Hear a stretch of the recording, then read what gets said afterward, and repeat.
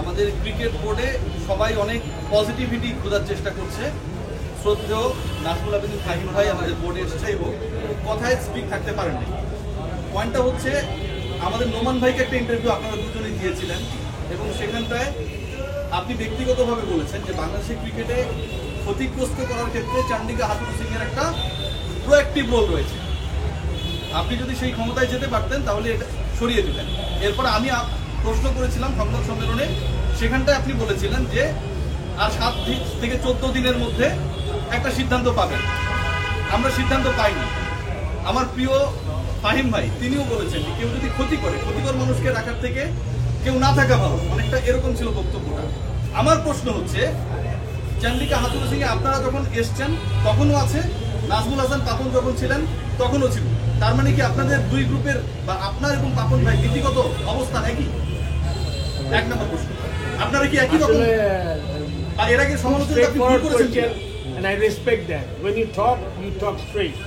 And আমিও যখন কথা বলি খুব পরিষ্কার কথা বলি, কিন্তু আমি সবসময় একটা কথা বলি, এইটা শুধু মানে দুষ্ট গরুর কি শূন্য গোয়াল ভালো, এরকম কথা কিন্তু আমরা ন্যাশনাল লেভেলে করতে পারবো না। দুষ্ট গরুকে রেখে দিব না, রাখবো না। ওইটার জন্য সময় দিতে হবে। এখনো কিন্তু 6 মাস টেনিওর আছে, 6 মাস। এখনো কিন্তু আপনার বুঝতে হবে আমাদের এখনো 3টে সিরিজ আছে সামনে, 6 মাস সময় আছে।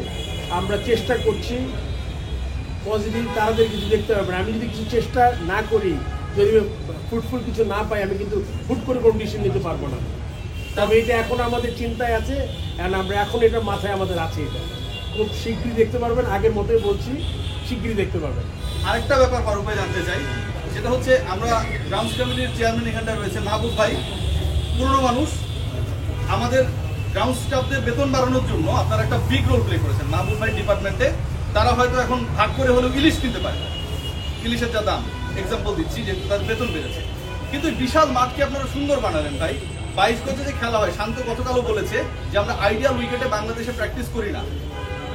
ওই জায়গাটায় যদি আপনারা ইমপ্রুভমেন্ট না করেন, গ্রাউন্ডসম্যানদের স্যালারি বাড়িয়ে এলন মাস্ক বানাতে কোনো লাভ হবে না। আপনার 22 গজ তো ওরকমই থাকবে। তো এখানটাও কি দুষ্ট করে থাকবে কিনা? কমিউনিটি সিলভা বলেন আপনি গ্রাউন্ডসের। আপনারা যেটা দেখেন এটা আন্তর্জাতিক খেলাগুলো দেখেন, ডোমেস্টিক নাই হয় যেখান, এবং সেটা দলই ঠিক করবে কি করা যায়। এবং এখানে আপনারা জানেন যে অলরেডি আমরা আগেও বলেছি যে আমরা ট্রেনিং কিউরেটর এবং ডোমেস্টিক কিউরেটরশিপ আমরা বানাতে চাই। অলরেডি অ্যাডভার্টাইজমেন্ট হয়েছে, ইন্টারভিউ প্রসেসে আছে। আমরা 4 থেকে 6 জন বাংলাদেশি কিউরেটর নেব এবং ইতিমধ্যে আজকের বোর্ডে আমাদের নতুন একজন বাংলাদেশি কিউরেটরকে অন্তর্ভুক্ত করা হয়েছে।